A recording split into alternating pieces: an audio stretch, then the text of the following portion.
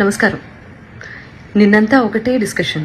Singer Pravasthi, పాడతా తీయగా judges, జ్ఞాపిక productions, ETV సంస్థ, పాడతా తీయగా రకరకాల ఛానల్స్లో రకరకాల వార్తలు ప్రసరించారు. అండ్ ఆ అమ్మాయి చాలా యూట్యూబ్ ఛానల్స్కి ఇంటర్వ్యూ ఇచ్చింది, ఎక్స్పోజ్ చేసే ప్రయత్నం చేసింది. బేసిక్గా అంటే ఇవన్నీ ఛానల్స్ వాడిన భాష అండ్ తను ఎక్స్పోజ్ చేద్దాం అనుకున్నాను అని చెప్పింది కాబట్టి ఆ మాట వాడాల్సి వస్తుంది. అండ్ ఆల్సో డైరెక్ట్గా సునీత అని మాట్లాడింది కాబట్టి నేను ఈ వీడియో చేస్తున్నానండి. ఫస్ట్ ఆఫ్ ఆల్ ప్రవస్తి, చిన్నప్పటి నుంచి నేను బాలుగారు, జానక్ గారు, చిత్రమ్మ అందరూ ఒళ్ళో కూర్చోబెట్టుకున్నట్టే నేను కూడా నేను ఒళ్ళో కూర్చోబెట్టుకుని ముద్దు చేశానమ్మా. ఇప్పుడు నీకు 19 ఏళ్ళు కదా, అలాగే ఒళ్ళో కూర్చోబెట్టుకుని ముద్దు చేస్తే బాగుండదు కదా. చిన్నప్పుడు చాలా బాగా పాడావు అనే దానికంటే చాలా ముద్దుగా పాడావు అనేవారు, నీకు గుర్తుందో లేదో. ముద్దుగా ఉండేదానివి, ముద్దుగా పాడేదానివి, చాలా బాగా పాడేదానివి. చిన్నప్పుడు పాడినట్టు 19 ఏళ్ళకు కూడా కన్సిస్టెన్సీ మెయింటైన్ చేస్తుంటే సంతోషించే వాళ్ళలో మొట్టమొదటి వ్యక్తి నేనే అవుతాను. ఎందుకంటే మా ప్రవస్తి, మా శ్రీలలిత, మా ప్రణతి, మా గాయత్రి అని మేమే ఎక్కువ చెప్పుకొని మురిసిపోయే పిచ్చివాళ్ళం మేము. ఎందుకంటే ఎవరు బాగా పాడితే ఆ పాటలో కరిగిపోయి కన్నీళ్ల పర్యంతం అయిపోయి ఏడ్చేసిన సందర్భాలు, ఏడ్చేసిన ఎపిసోడ్స్ చాలా ఉన్నాయి. అవి నువ్వు చూడలేదేమో, అవి మిస్ అయ్యావు అనుకుంటా. అలాంటి ప్రవస్తి ఈరోజు ఇంత పెద్దదైపోయి రోడ్ మీదకి వెళ్ళి ఇంతమందితో మాట్లాడి తన బాధలు వెళ్ళగక్కుని మమ్మల్ని మా గురించి చర్చించే స్థాయికి ఎదిగింది అంటే నాకు కొంచెం అసంతృప్తిగా కూడా ఉంది. But that doesn't matter for you, because నువ్వు చెప్పాలనుకున్నది చెప్పావు బయటకు వెళ్ళి. ప్రవస్తి, నీకు విషయం చెప్పాలమ్మా. నీకు పాడతా తీయగా కాంపిటీషన్ మాత్రమే కాదు, డిఫరెంట్ ఛానల్స్లో కూడా కాంపిటీషన్లో నువ్వు పార్టిసిపేట్ చేసావు కదా, నీకు ప్రాసెస్ తెలీదమ్మా. సింగర్ సెలెక్షన్ అంటే సింగర్స్ పంపించేటటువంటి సాంగ్ సెలెక్షన్లో రైట్స్ అనేవి కూడా ప్రతి ఛానల్కి కొన్ని సాంగ్స్కి రైట్స్ ఉంటాయి. వాటిల్లోంచి కూడా సెలెక్ట్ చేయాలి అన్న ప్రాసెస్ నీకు తెలుసో లేదో నాకు తెలియదు, కానీ ఆడియన్స్ అందరికీ మాత్రం చెప్తే అన్ని విషయాలు చెప్పు. ప్రాసెస్ గురించి చెప్పు. ఆ ప్రాసెస్లో ఉన్నటువంటి రెస్ట్రిక్షన్స్, ఛానల్కి ఉన్నటువంటి రెస్ట్రిక్షన్స్, ఇవన్నీ కూడా మాట్లాడమ్మా. అప్పుడు నేను నిజంగా సంతోషిస్తాను. సో ఛానల్ కండి కపుల్ ఆఫ్ రెస్ట్రిక్షన్స్ ఉంటాయి మ్యూజిక్ని డిప్లాయ్ చేయడానికి, అంటే మ్యూజిక్ని వాడుకోవడానికి. అన్ని పాటలకి రెస్ట్రిక్షన్, అన్ని పాటలకి లీనియన్స్ ఉండదు. కాబట్టి ఏంటంటే వీళ్ళు ఇచ్చే పార్టిసిపెంట్స్ ఇచ్చే సాంగ్ లిస్ట్లో వేటికైతే రైట్స్ ఉంటాయో అవి మాత్రమే కాంపిటీషన్లో పాడాల్సి ఉంటుంది. అవి నచ్చ చెప్తాను కూడా ప్రతిసారి. నచ్చ చెప్తా అంటే నేను కాదండి, మేనేజ్మెంట్. తర్వాత ఎన్నిసార్లు రిపీట్ అయింది అంతకుముందు కాంపిటీషన్లో ఆ పాట అనేది కూడా చూస్తారండి యాజమాన్యము. ఇదంతా కూడా మీకు తర్వాత జ్ఞాపిక వాళ్ళు ఎక్స్ప్లెయిన్ చేస్తారు, ఈ ప్రాసెస్ ఎలా సాగుతుంది అనేది. సో నేను ఏ పాట ఇచ్చినా వాళ్ళు వద్దంటున్నారు, నేను ఏ పాట ఇచ్చినా వాళ్ళు వద్దంటున్నారు అని మాత్రమే ఎక్కువసార్లు ప్రొజెక్ట్ చేసింది తను. రీజన్ ఇది అని మీకు తెలియదు కదా, అందుకని చెప్తున్నాను. సో నేను కొరకొరా చూశాను అని చెప్పి అంటున్నావు కదా నాన్న. సో నేను కొరకరా నిన్ను ఎందుకు చూస్తానో, ఎందుకు చూడాల్సిన అవసరం ఏమిటో నాకు అర్థం కాలేదు. అక్కడ ఉన్నటువంటి నేను, కీరవాణి గారు, చంద్రబోస్ గారు నిన్నే ఎందుకు టార్గెట్ చేశామనే విషయం నాకు ఇప్పటికీ ఆలోచించటానికి కూడా నాకు అసలు కనీసం ఆ థాట్ కూడా రావటం లేదు. బేసిక్గా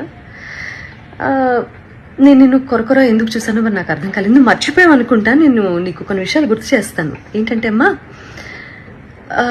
క్లాసికల్ రౌండ్లోనే అనుకుంటా నీ దగ్గరికి వచ్చి మరి నువ్వు కొంచెం అప్సెట్గా ఉంటే, ప్రతిదానికి నువ్వు అప్సెట్ అయిపోతావు, ప్రతిదానికి ఇరిటేట్ అయిపోతావు. నీ వాయిస్ అలాంటిది. కొంతమంది ఇమోషన్స్ కంట్రోల్ చేసుకోగలుగుతారు, కొంతమంది కంట్రోల్ చేసుకోలేరు. నేను అమ్మ స్థానంలో ఉన్నాను కాబట్టి నేను అర్థం చేసుకోగలుగుతాను. నీ దగ్గరికి వచ్చి మరి మిగతా పార్టిసిపెంట్స్ సాక్ష్యంగా ఉన్నారు తల్లి. ఈ రోజుల్లో ఏంటంటే నువ్వు నా మీద ఇన్ని లిగేషన్స్ వేసావు, ప్రూవ్ చేసుకోవాల్సిన అవసరం కూడా నాకు ఉంది కదా, unfortunately are fortunately, what ever it may be. So వాళ్ళందరి మధ్యలో నీకే చెప్పాను వచ్చి, ప్రవస్తి క్లిక్ నడుస్తున్నప్పుడు నువ్వు దాన్ని బేస్ చేసుకొని పాడుతున్నావు. మృదంగం అటు ఇటు అయినా కూడా నువ్వు అప్సెట్ అవ్వాల్సిన అవసరం లేదమ్మా. నువ్వు ఎలా పాడావనేది నాకు తెలుసు, మా అందరికీ అర్థమైంది. అక్కడ కొంచెం మృదంగం నేనేదో ఇబ్బంది పెట్టినట్లుంది అని నేను నీ దగ్గరకు వచ్చి మాట్లాడాను. అది నువ్వు మర్చిపోయావేమో కానీ నీ మిగతా పార్టిసిపెంట్స్ అందరూ ఏంటో గుర్తుపెట్టుకున్నారు మరి. అండ్ ఇంకో విషయం, ఈ సిరీస్ సంబంధించి మాట్లాడుకుందాము. నువ్వు గాయత్రి ఫేవరెటిజం, శ్రీలలిత ఇంకోళ్ళు అని రకరకాల పేర్లు తీస్తున్నావు. నాకు అదేంటో అర్థం కావట్లేదు. కానీ వీళ్ళెవ్వరూ మ్యాంగో మ్యూజిక్లో పాడలేదమ్మా, నువ్వు తప్ప. నేను నిన్నే ఎందుకు పిలిచాను వీడియో చేయడానికి? నిహాల్ గారు నీ గురువు గారు అష్టలక్ష్మి స్తోత్రం చేసినప్పుడు నేను వెనకాల కోరస్ బ్యాచ్లో నువ్వు పాడావు, గుర్తుందా నీకు? రికార్డ్ చేసినప్పుడు వీడియో షూట్ చేసే టైంలో నేను ఒక్కదాన్నే షూట్ చేయొచ్చు తల్లి. నువ్వు బాడీ షేమింగ్ అని మాట్లాడుతున్నావు కదా, నేను వేరే ఎవరినో నలుగురిని నా వెనకాల కూర్చోపెట్టుకుని చేయొచ్చమ్మా. నేను పర్టికులర్గా పిలిచాను ఇంటికి. పాపం ఒంటరిగా నువ్వు మీ అమ్మగారు వెళ్తారు, అయ్యో లేదు అలా కాదు అని చెప్పి మా వాళ్ళు ఏదో ఏర్పాట్లు చేసి దగ్గరుండి పంపించారు నీకు. ఇవన్నీ మర్చిపోతే ఎలా తల్లి నువ్వు? తప్పు కదా. కీరవాణి గారు పెళ్లి గురించి, అందులో కచేరీ గురించి మాట్లాడారు అని చెప్పి నువ్వు ఒక రెవల్యూషనరీ స్టేట్మెంట్స్ ఏవో పాస్ చేసావు కదా. పెళ్లిళ్ళలో నేను కూడా పాడతాను, ఓకే? మొన్న రీసెంట్గా ఈరోజు ఇండియాలోనే టాప్ మోస్ట్ మ్యూజిక్ డైరెక్టర్ అయిన అనిరుద్ధ్ కూడా పెళ్లిలో పాడారమ్మా. ఆయన ఒపీనియన్ ఆయన చెప్పారు. నేను ఇప్పటి వరకు పెళ్లి కచేరీలు ఎందుకు చేయలేదంటే అని వరల్డ్ మ్యూజిక్ డే సందర్భంగా ఒక గొప్ప సంగీత దర్శకుడు ఆయన పాయింట్ ఆఫ్ వ్యూ ఏంటనేది ఆయన ఎక్స్ప్లెయిన్ చేస్తే, నీలో ఉన్న ఇన్ఫీరియారిటీ కాంప్లెక్స్ మూలంగా అది నిన్నే అంటున్నారు అని అనుకొని అది నువ్వు ఓన్ చేసుకోవటం తప్పు కదా తల్లి. అసలు ఎవరన్నా ఫీల్ అవ్వాలి అంటే ఫస్ట్ నేను ఫీల్ అవ్వాలి ఆ ముక్కకి. ప్రవస్తి, నేను మీ అమ్మగారిని నువ్వు అని సంబోధించినందుకు నీకు బాధేసింది, అది అసలు సంస్కారమా అని మాట్లాడావు కదమ్మా. ఎలిమినేషన్ జరిగిన వెంటనే మీ ఇద్దరు పేర్లు అనౌన్స్ చేసిన తర్వాత ఆవిడ స్టేజ్ దగ్గరకు వచ్చి నీ చేతిలో ఉన్న ట్రోఫీ, అసలు ఇది నీ చేతిలో ఉండాల్సిన ట్రోఫీ కాదు, అది ఇచ్చేసేయి అని చాలా ఎమోషనల్ డ్రామా క్రియేట్ చేసి చరణ్ గారి చేతిలో ఉన్నటువంటి మైక్ లాక్కోవడానికి ప్రయత్నం చేసి ఆ తర్వాత వెనక్కి వస్తూ నేను అక్కడ కూర్చున్నప్పుడు నీ మూలంగానే నువ్వే మోసగత్తెవి ఇలా నా మొహం మీద ఇలా పెట్టి మాట్లాడినప్పుడు అది కరెక్ట్ అనిపించిందమ్మా నీకు? నేను ఇలా నమస్కారం పెట్టి ప్లీజ్ అన్నాను, అంతే కదమ్మా? సో అదంతా చాలా కెమెరాస్లో రికార్డ్ అయింది. ప్రవస్తి చెప్పేవన్నీ తప్పులు అని ఆ రికార్డింగ్ బయట పెట్టే అవకాశం ఛానల్కి లేకపోలేదు. కానీ ఆవేశంలో ఉన్నారు మీ అమ్మగారు, నువ్వు చాలా ఎమోషనల్గా ఉన్నారు, ఒక ఓటమిని అంగీకరించలేకపోతున్నారు. కాబట్టి తర్వాత తిరిగి కూర్చొని మాట్లాడదాము అని చెప్పి నువ్వు మీ అమ్మగారు విసురుగా బయటికి వెళ్ళిపోయారు. చాలా ఎమోషనల్గా ఉన్నారు, చాలా ఆవేశంలో ఉన్నారు. మాకు కనీసం మాట్లాడే అవకాశం కూడా ఇవ్వలేదు. చంద్రబోస్ గారు ముందుగా వెళ్ళిపోయారు, ఆయనకి టైం లేదని. కీరవాణి గారు నేను చూడలేనని వెళ్ళిపోయారు. సునీత గారు నా ఎలిమినేషన్ చూడడం కోసమే కూర్చున్నారు. చాలా తప్పు మాట్లాడావమ్మా, చాలా చాలా తప్పు మాట్లాడావు. ఎవరు ఎలిమినేట్ అయితేనో, ఎవరన్నా ఒకళ్ళు జీవితంలో ఓడిపోతేనో సంతోషించేంత నీచమైన క్యారెక్టర్ నాది కాదు. ఈ మాట నీ మూలంగా ఇవాళ చెప్పుకోవాల్సి వస్తుంది. నేను చాలా బాధలు పడ్డాను, నేను కష్టాలు పడ్డాను జీవితంలో. నాకంటే లోయెస్ట్ పాయింట్ అనుభవించిన వాళ్ళు నా తోటి కళాకారుల్లో ఎవరూ లేరని నేను ఈరోజు చెప్తాను. అలాంటి నేను ఒకళ్ళ ఓటమి, నేను ఒకళ్ళు ఏడుస్తుంటే చూసి సంతోషించే రకాన్ని కాదు. ఏడుపు విలువ నాకు తప్ప ఎవరికి తెలియదని నేను ఫీల్ అవుతూ ఉంటాను. నాకే బాగా తెలుసమ్మా ఏడుపు అంటే ఏంటో, ఓటమంటే ఏంటో, జీవితం అంటే ఏంటో. ఇవన్నీ మీ అందరికంటే ఎక్కువ నాకే తెలుసు, ఓకే? నేను టెక్నీషియన్స్ని చాలా అవమానిస్తాను, చాలా అగౌరవపరుస్తాను అని చెప్పి ఫస్ట్ టైం నేను అలిగేషన్ అన్న మాట వాడుతున్నానమ్మా. సో అది కూడా నువ్వు మాట్లాడటం జరిగింది. ఏ టెక్నీషియన్ని ఒక్క వీడియో బయట తీసుకొని దయచేసి రిలీజ్ చేయను, ఓకే?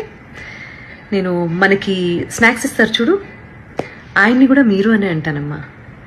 అండ్ ఆవేళ నువ్వు ఎలిమినేట్ అవుతావో ఇంకెవరు ఎలిమినేట్ అవుతారో అసలు ఎలిమినేషన్ గురించి కాకుండా షెడ్యూల్ అయిపోతుంది కదా అని చెప్పి అందరికీ సెట్లో ఉన్న వాళ్ళందరికీ భోజనాలు పెట్టించటము, లేకపోతే ఒకరోజు నేను, ఇంకొక రోజు కీరవాణి గారు, ఇంకో రోజు అనిలో, ఇలా చేయటం అనేది అది ఒక టీంలో ఉన్నప్పుడు ఇవన్నీ జరుగుతూ ఉంటాయమ్మా.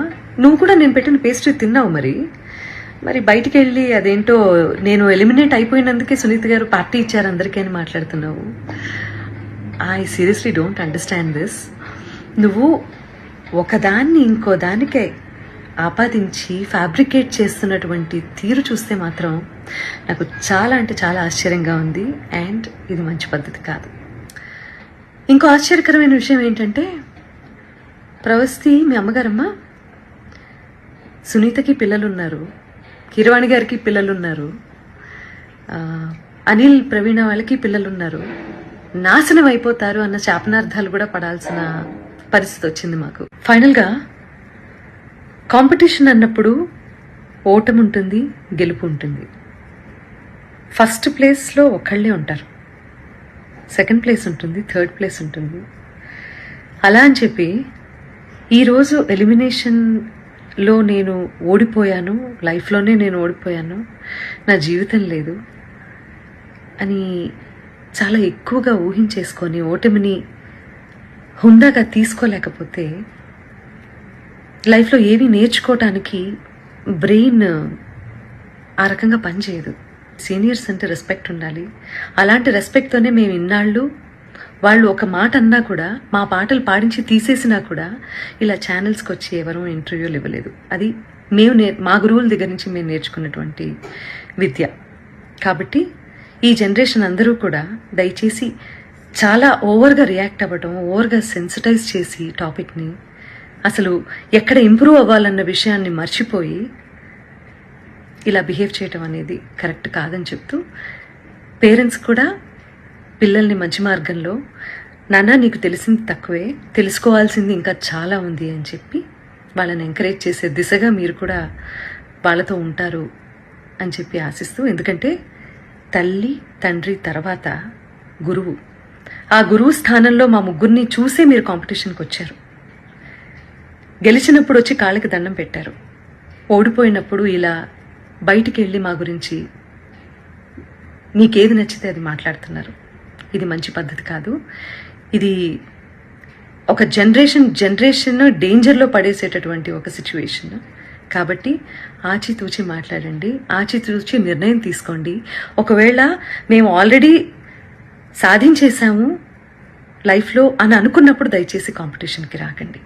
కాంపిటీషన్కి వస్తే మీరు మంచి మార్కులు తీసుకోవాల్సి వస్తుంది, సలహాలు సూచనలు తీసుకోవాల్సి వస్తుంది. కాబట్టి ఆచితూచి నిర్ణయం తీసుకోండి. ఈ కాంపిటీషన్ ద్వారా చాలామంది ఇది ప్రొఫెషన్ చేసుకొని చాలా ఫ్లరిష్ అవుతున్న వాళ్ళు చాలామంది ఉన్నారు. కాబట్టి నేను వాళ్ళు ఎందుకు బయటకు వచ్చి మాట్లాడటం లేదో, అఫ్కోర్స్ ఈరోజు సోషల్ మీడియాలో కింద కామెంట్సే కదా ఇంపార్టెంట్, వాటికి భయపడుతున్నారేమో నాకు తెలీదు. బట్ వాళ్ళందరూ కూడా వచ్చి మాట్లాడితే బాగుంటుంది.